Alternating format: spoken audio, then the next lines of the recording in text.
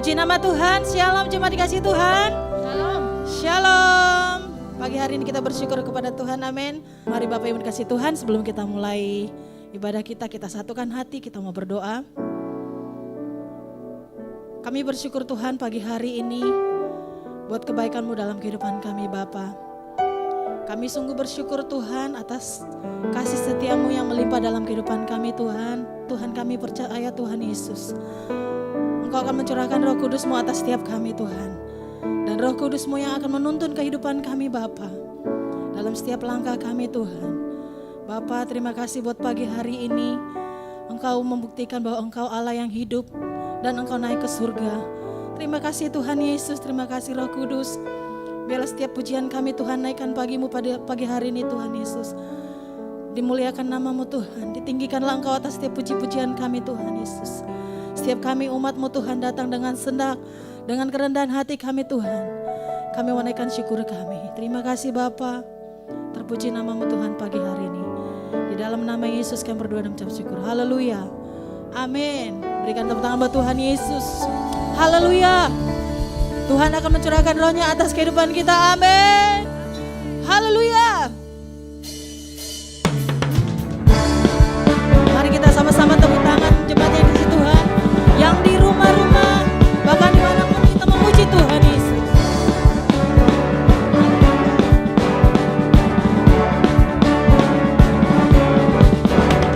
Tuhan, curahkan Roh-Mu atas manusia di bumi. Biar anak-anak-Mu menyampaikan nubuatan, mimpi dan penglihatan, nyatakan isi hati-Mu. Biar iman kami bangkit, surga nyatakan kedahsyatan hari-Mu. Kan ada kebangkitan yang besar, kan ada pemulihan di negeri kami. Kan ada kebangkitan yang besar, yang berseru kepada Yesus diselamatkan. Haleluya.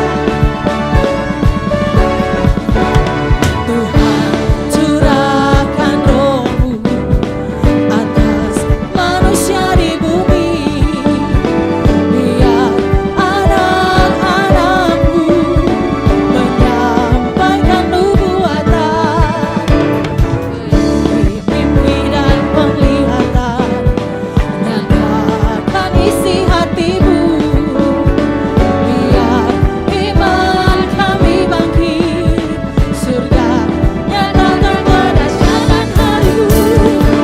Kan ada kebangkitan yang besar, kan ada pemulihan di negeri kami. Kan ada kebangkitan yang besar, yang berseru kepada Yesus diselamatkan. Kan ada kebangkitan yang besar, kan ada pemulihan di negeri kami.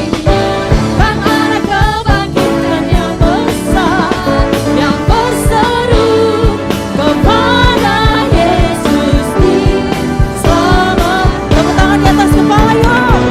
Kan ada kebangkitan yang besar, kan ada pemulihan di negeri kami. Kan ada kebangkitan yang besar, yang berseru kepada Yesus diselamatkan.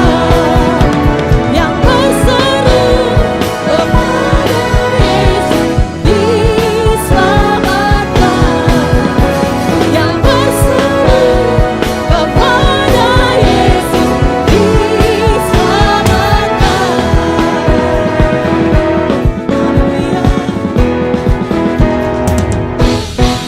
Haleluya. Berikan tepuk tangan buat Tuhan Yesus, karena Tuhan Yesus mencurahkan roh-Nya atas kita. Amin. Haleluya. Terima kasih Tuhan Yesus. Terima kasih buat kebaikan-Mu Tuhan. Terima kasih buat roh-Mu yang manis. Terima kasih Tuhan. Haleluya Yesus. Ya Roh Kudus, ku haus padamu.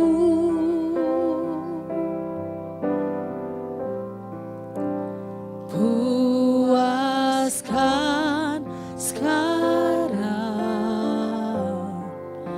kerinduanku.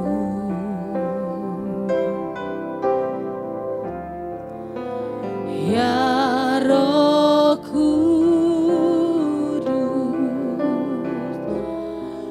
Kau menuntunku.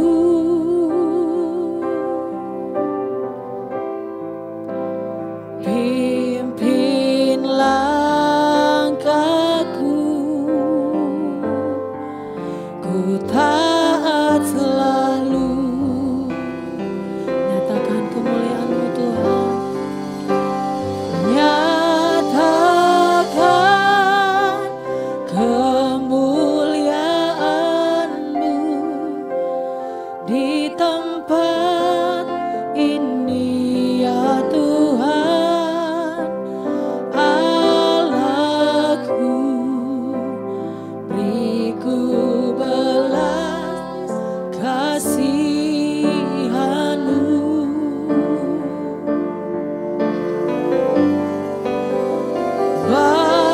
Bangkitkan roh-Mu di dalamku, nyatakan kuasa nama-Mu. Yesuslah Tuhan, Yesuslah Tuhan, Yesuslah Tuhan bagi semua bangsa.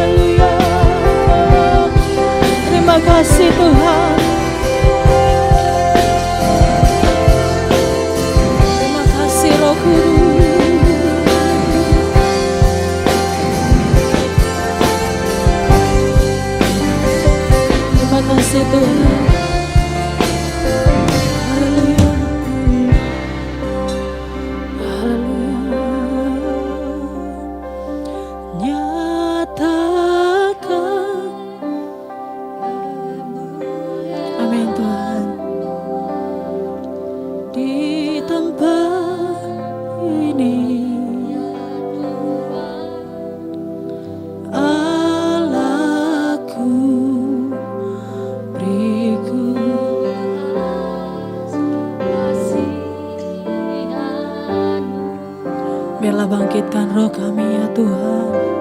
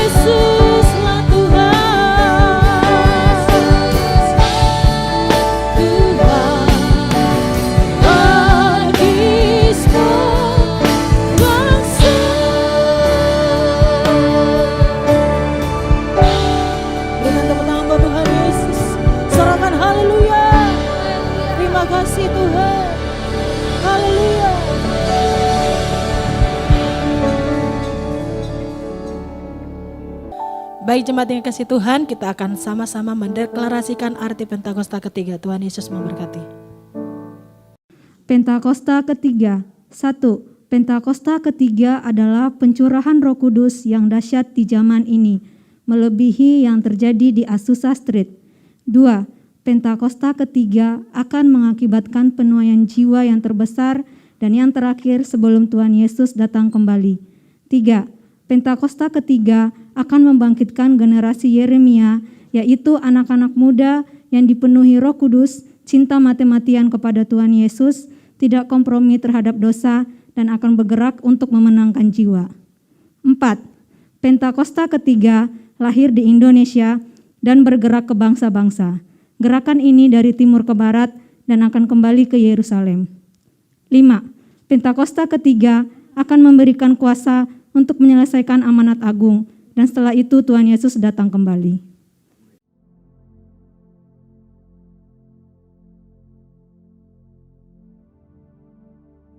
Shalom semuanya. Tahun 2024 adalah tahun untuk bangkit. Jadi teranglah. Yesaya 60 ayat 2 dan 3 berkata, sebab sesungguhnya kegelapan menutupi bumi dan kekelaman menutupi bangsa-bangsa. Tapi terang Tuhan terbit atasmu dan kemuliaannya menjadi nyata atasmu. Bangsa-bangsa berduyun-duyun datang kepada terangmu dan raja-raja kepada cahaya yang terbit bagimu. Kalau kita bangkit dan menjadi terang, maka bangsa-bangsa dan raja-raja akan datang kepada terang yang terbit atas kita. Artinya akan terjadi penuaian jiwa secara global. Haleluya! Tuhan Yesus berkata dalam Matius 5 ayat 14 sampai dengan 16 bahwa kita adalah terang dunia. Hendaknya terang kita bercahaya di depan semua orang supaya mereka melihat perbuatan kita yang baik dan memuliakan Bapa kita yang di sorga. Jadi kalau kita bangkit jadi terang, bukan hanya akan banyak orang yang bertobat dan percaya Yesus, tapi juga akan menyenangkan hati Tuhan. Karena mereka akan memuliakan Bapa yang di sorga. Bangkitlah, terangmu sudah datang. Bangkitlah, terangmu sudah datang. Kemuliaan Tuhan telah terbit, kemuliaan Tuhan telah datang, kemuliaan Tuhan telah terbit atasmu. Bangkitlah, terangmu sudah datang. Bangkitlah, terangmu sudah datang. Kemuliaan Tuhan telah terbit, kemuliaan Tuhan telah datang, kemuliaan Tuhan telah terbit atasmu, atasmu, atasku.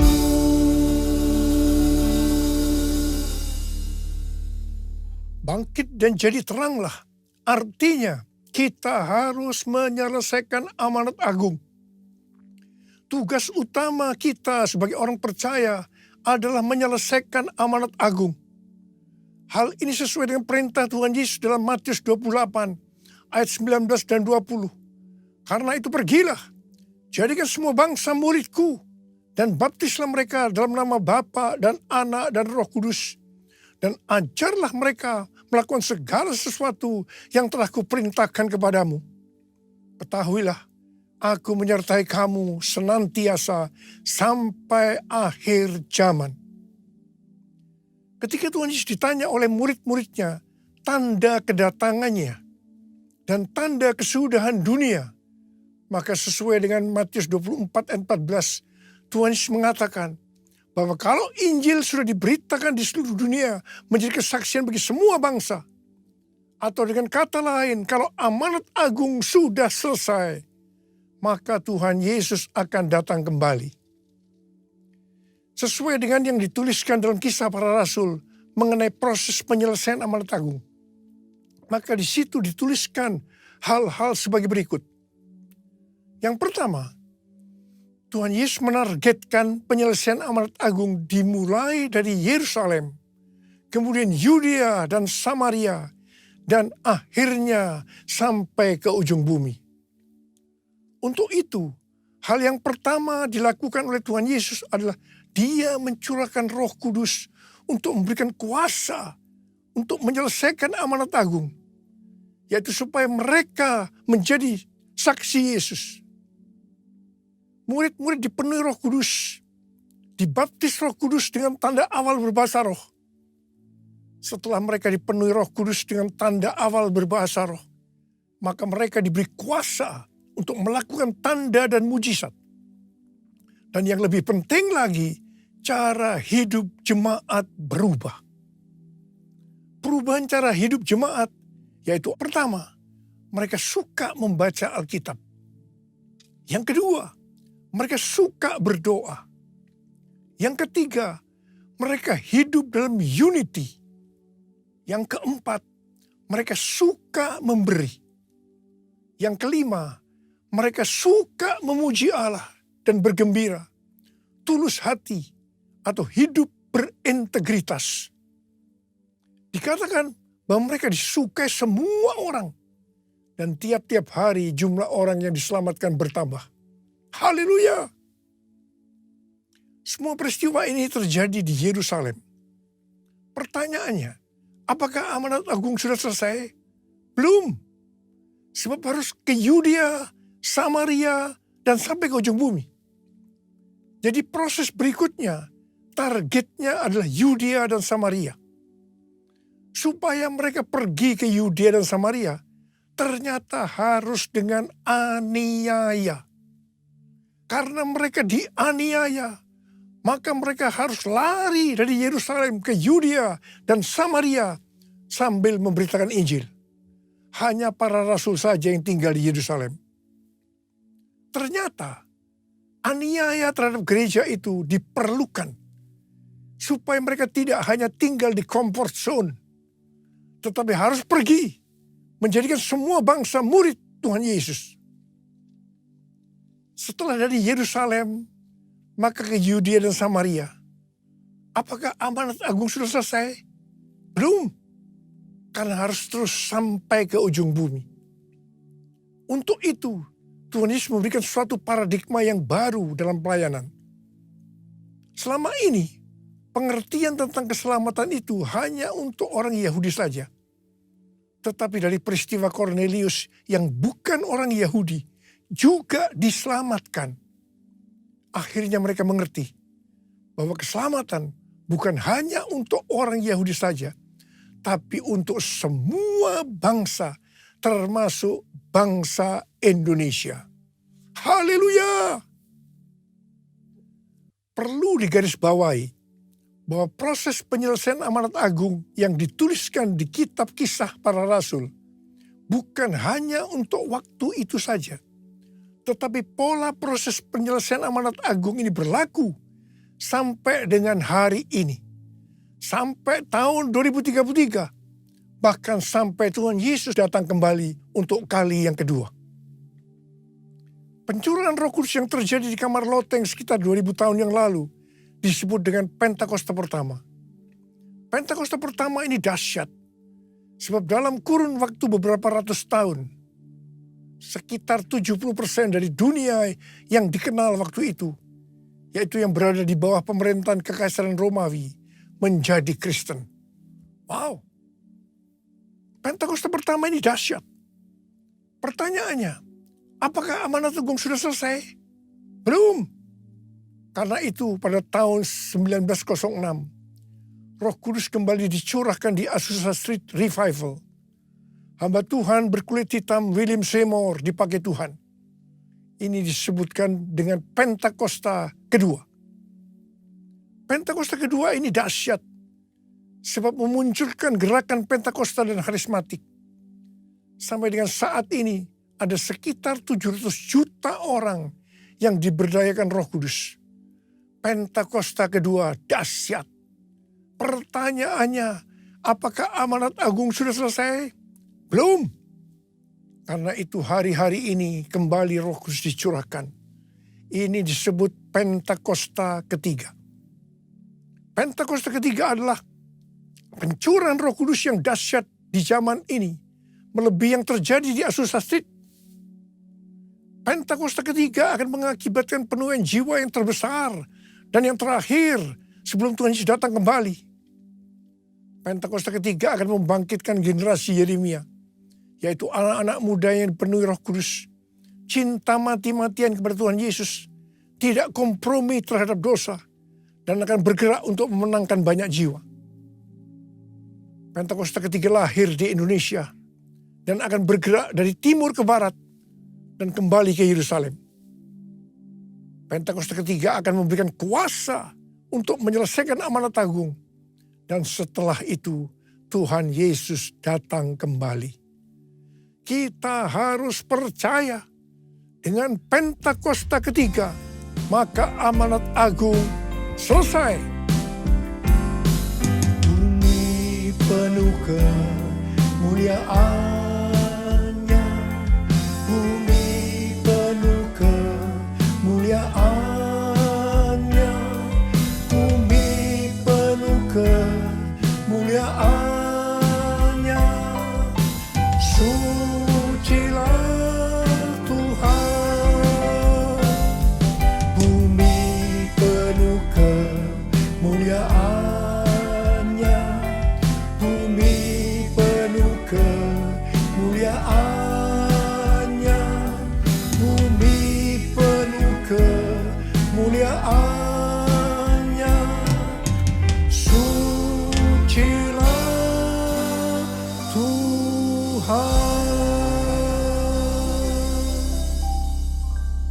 Tahun 2009, Tuhan berbicara kepada saya bahwa sebelum kedatangannya yang kedua kali akan terjadi pencurahan Roh Kudus yang dahsyat.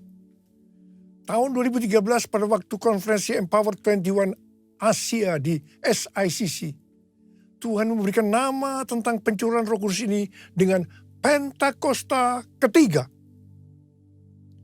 Pada tahun 2013 itu juga, ketika ada Global Council Meeting Empower 21 di Hawaii, Tuhan memberikan visi bahwa pada Pentakosta 2033, setiap orang akan mendapatkan kesempatan untuk berjumpa secara otentik dengan Tuhan Yesus melalui kuasa dan hadirat Roh Kudus. Terus terang saya bertanya-tanya tentang visi ini. Sampai akhirnya pada Mei 2022 ketika acara World Prayer Assembly kedua diadakan di SICC Tower lantai 11 secara hybrid. Ada 3 pembicara yang berbicara tentang tahun 2033, yaitu Billy Wilson, Rick Warren, dan Nicky Gamble. Pada waktu itu, saya dibukakan pengertian ini oleh Tuhan. Dan saya berkata, I got it. Wow.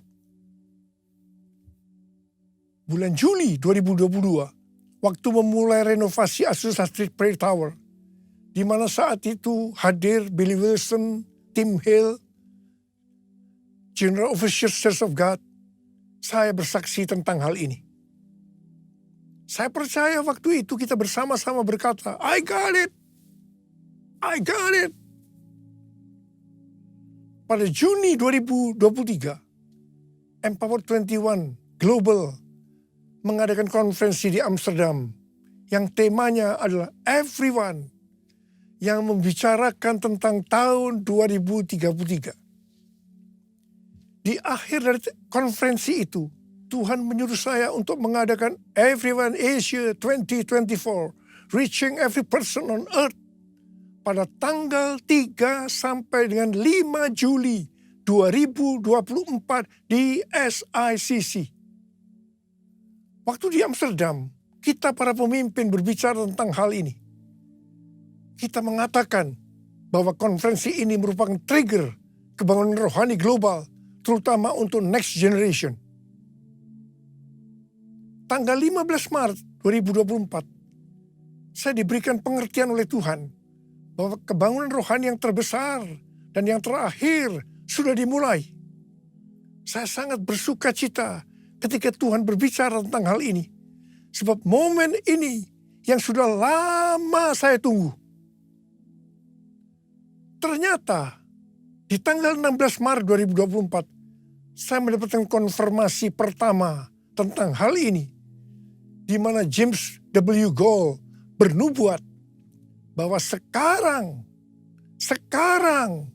kebangunan rohani yang besar dan kebangkitan generasi anak-anak muda sudah dimulai. Haleluya. Konfirmasi kedua tentang hal ini adalah bahwa pada bulan Juli 2024, Church of God akan mengadakan General Assembly yang ke-79 di Indianapolis, Amerika Serikat, yang temanya Harvest Now. Harvest Now. Haleluya. Seperti apa yang Rick Warren dapatkan, bahwa goal untuk menyelesaikan amanat agung adalah tahun 2033. Kita harus memfokuskan diri untuk tahun 2033. Tuhan memberikan pengertian bahwa kita saat ini seperti bangsa Israel yang di bawah pimpinan Yosua memasuki tanah perjanjian. Seperti Yosua 3 ayat 4 yang berkata bahwa kita belum pernah melalui jalan ini sebelumnya. Maka kita pun untuk menuju tahun 2033, Tuhan berkata belum pernah melalui jalan ini sebelumnya. Kalau bangsa Israel waktu itu dituntun oleh tabut Allah, maka kita saat ini dituntun oleh Roh Kudus. Supaya kita mengerti tuntunan Roh Kudus itu, maka kita harus banyak berdoa, memuji dan menyembah Tuhan dalam unity siang dan malam. Saya percaya pola penuaian jiwa menuju tahun 2033, polanya seperti yang terjadi di Asbury, University Kentucky, yaitu mereka berdoa, memuji dan menyembah Tuhan dalam unity siang dan malam. Selain itu, supaya kita mengerti tuntunan Tuhan itu, maka kita juga harus melakukan seperti yang dikatakan dalam Yosua 3 ayat 5, yaitu harus menguduskan diri. Hidup kita harus kudus. Sekali lagi saya katakan, hidup kita harus kudus. Sucikan dan kuduskan hati ini untuk layak menghadap hadirat-Mu. Tubuh jiwa rohku Kuserahkan padamu, ku menyembahmu. Tinggikan namamu ya Tuhan, mulialah namamu ya Tuhan. Tiada lain seperti Engkau ya Allahku, besar kuasa-Mu. Tiada lain seperti Engkau ya Allahku, besar kuasa-Mu. Besar kuasa-Mu. Besar kuasa-Mu.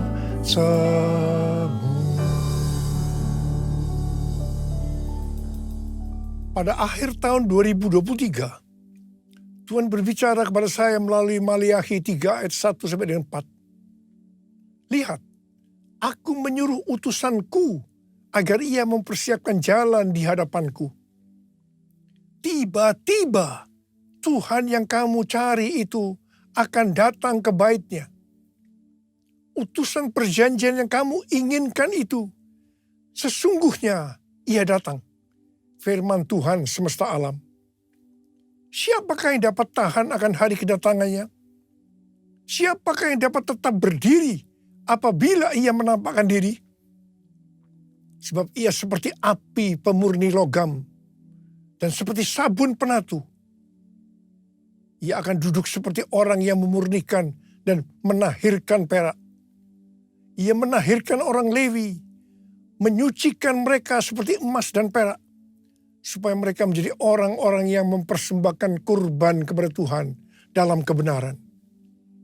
Maka persembahan Yehuda dan Yerusalem akan menyenangkan hati Tuhan, seperti pada hari-hari dahulu kala, dan seperti tahun-tahun purbakala. Sesuai dengan Maliakhi 3 ayat 1 sampai dengan 4 itu, maka Pastor D, pendoa syafaat saya yang berada di Perth, Australia, memberikan pesan Tuhan kepada saya bahwa pada tahun 2024 ini adalah tahun tiba-tiba. Baptisan api atau pemurnian gereja akan terjadi secara tiba-tiba dan kemuliaan Tuhan turun. Hal ini akan mengakibatkan terjadinya penuaian jiwa yang luar biasa. Pentakosta ketiga akan dinyatakan seperti belum pernah terjadi dan disaksikan sebelumnya. Karena hal ini akan terjadi di rumah-rumah melalui penyembahan, sehingga kesembuhan, mujizat, pencurahan Roh Kudus yang akan menarik jutaan jiwa ke dalam kerajaan Allah. Haleluya! Tuhan mengingatkan kepada kita hal-hal sebagai berikut. Yang pertama, terdapat dalam Roma 14 ayat 17 dan 18 yang berkata, sebab kerajaan Allah bukanlah soal makanan dan minuman, tetapi soal kebenaran, damai sejahtera, dan sukacita dalam Roh Kudus. Sebab siapa saja yang melayani Kristus dengan cara ini, ia menyenangkan hati Allah dan dihormati oleh manusia. Tuhan sedang beracara dengan mereka yang melayani Tuhan, yang fokusnya kepada makanan dan minuman, yaitu hal-hal yang duniawi. Hati-hati. Dan yang kedua, pesan Tuhan, jangan menjadi seperti Imam Eli, yang lebih menghormati anak-anaknya lebih dari menghormati Tuhan. Yang dilakukan oleh Imam Eli ketika anak-anaknya jatuh ke dalam dosa dalam pelayanannya. Mereka hanya dinasihati saja, tanpa ditindak dengan standar kebenaran firman Tuhan. Akibatnya, seluruh keluarga menanggung kesalahan ini dengan hukuman berat. Peringatan di sini bukan hanya untuk hubungan orang tua dan anak secara daging saja, tetapi juga antara bapak dan anak secara rohani. Jangan sampai kita menghormati anak-anak kita, baik secara daging maupun secara rohani, lebih daripada menghormati Tuhan. Sekali lagi saya mau ingatkan bahwa hidup kita harus kudus. Sebab tanpa kekudusan, tidak seorang pun akan melihat Tuhan. Ada berapa banyak di antara kita yang mau janji di hadapan Tuhan. Tuhan, saya mau hidup kudus. Saya mau hidup kudus. Angkat tangan kita di hadapan Tuhan. Mari, angkat tangan kita di hadapan Tuhan. Hosana, Hosana, di tempat yang tinggi. Hosana, Hosana, di hati yang suci. Hosana, Hosana, Hosana, di tempat yang tinggi. Hosana, Hosana, di hati yang suci.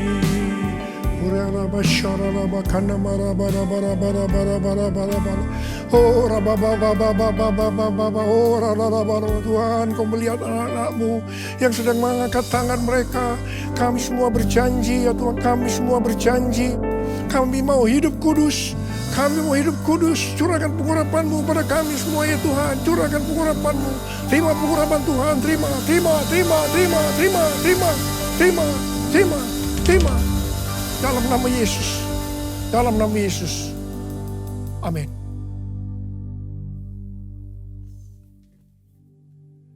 Kita akan masuk ke dalam perjamuan kudus. Kita akan mengingat ayat ini. Sebab setiap kali kamu makan roti ini dan minum cawan ini, kamu memberitakan kematian Tuhan sampai Ia datang. Perjamuan kudus adalah perjamuan Tuhan Yesus sendiri. Setiap kali kita masuk ke dalam perjamuan kudus, Tuhan Yesus selalu berkata, biarlah ini menjadi peringatan akan aku. Karena itu marilah, arahkan hati kita kepada kebaikan Tuhan. Kita akan mengingat kebaikan Tuhan. Supaya kita lebih mengasihi Tuhan Yesus. Kita lebih mengasihi satu dengan yang lain. Mari tundukkan kepala. Bapa, siapakah kami sebelum kami mengenal Engkau? Kami semua orang berdosa. Upah dosa adalah maut, mati. Tapi Engkau yang tidak berdosa telah dijadikan dosa oleh karena kami. Engkau harus turun dari sorga mulia, menjelma menjadi manusia, untuk mati ganti kami. Ya Tuhan, betapa baiknya Engkau ya Aba. Betapa baiknya Engkau Aba. Engkau jadikan kami sebagai anak-anak-Mu. Engkau tuntun, Engkau bela, Engkau lindungi, Engkau tegur juga kalau kami salah. Itu Engkau ya Aba. Tuhan Yesus akan memberkati kita melalui perjamuan kudus. Tapi Tuhan mau kita makan dan minum dengan cara yang benar. Karena itu masing-masing sekarang tundukkan kepala. Introspeksi. Lihat keadaan dirimu masing-masing. Jangan menyimpan dosa. Kalau ada dosa, langsung selesaikan dengan Tuhan. Tuhan ingatkan, kita selesaikan. Ampuni saya Tuhan. Ampuni saya Tuhan. Katakan seperti itu. Apa Engkau melihat anak-anak-Mu yang sedang berdoa, minta ampun kepadamu ya Aba. Engkau mengampuni kami. Engkau mengampuni kami. Layakkan kami untuk masuk dalam perjamuan kudus. Bapa, dan berkat-Mu turun ke atas kami, ke atas anak-anak-Mu semua. Terima kasih, terima kasih. Kami akan masuk dalam perjamuan kudus dengan hati yang penuh ucapan syukur. Dalam nama Yesus. Amin.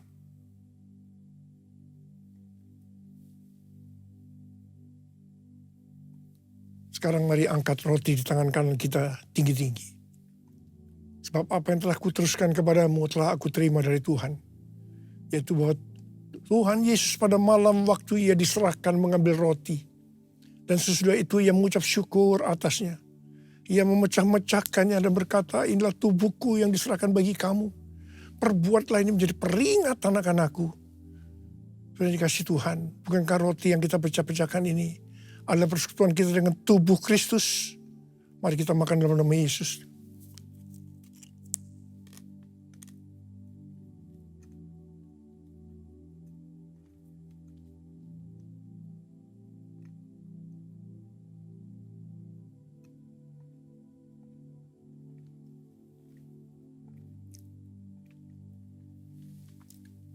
Angkat cawan di tangan kan kita tinggi-tinggi.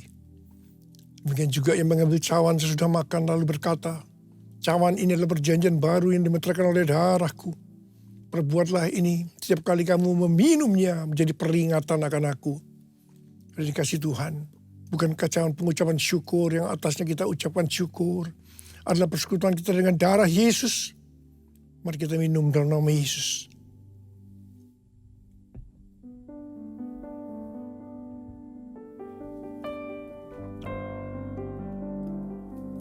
Mari angkat tangan kita di hadapan Tuhan. Ucapkan syukur dengan suara, jangan diam. Tuhan terima kasih ya Tuhan. Tuhan terima kasih ya Tuhan. Kami bersyukur ya Tuhan. Terima kasih. Terima kasih. Terima kasih Abah. Terima kasih. Terima kasih. Tuhan terima kasih. Ada berapa banyak yang membutuhkan pertolongan Tuhan, kesembuhan, kelepasan. Angkat tanganmu saat ini. Tuhan, Kau melihat anak-anakmu yang sedang mengangkat tangan mereka. Mereka memerlukan pertolongan Tuhan. Sembuh dalam nama Yesus, sembuh dalam nama Yesus, sembuh, sembuh, sembuh dalam nama Yesus. Terima kasih Tuhan. Terima kasih. Terima kasih. Terima kasih. Terima kasih Yesusku. Terima kasih Yesusku, puji syukur hanya bagi Tuhanku. Terima kasih Yesusku, terima kasih Yesusku, puji syukur hanya bagi Tuhanku.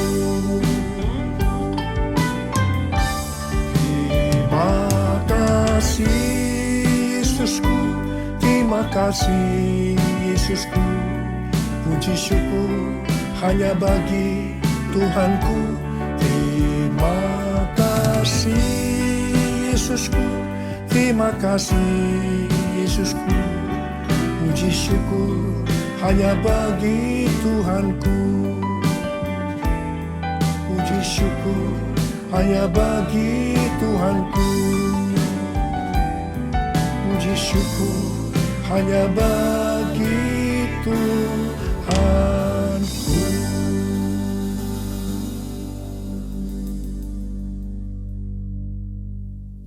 Sekarang terimalah berkat Tuhan.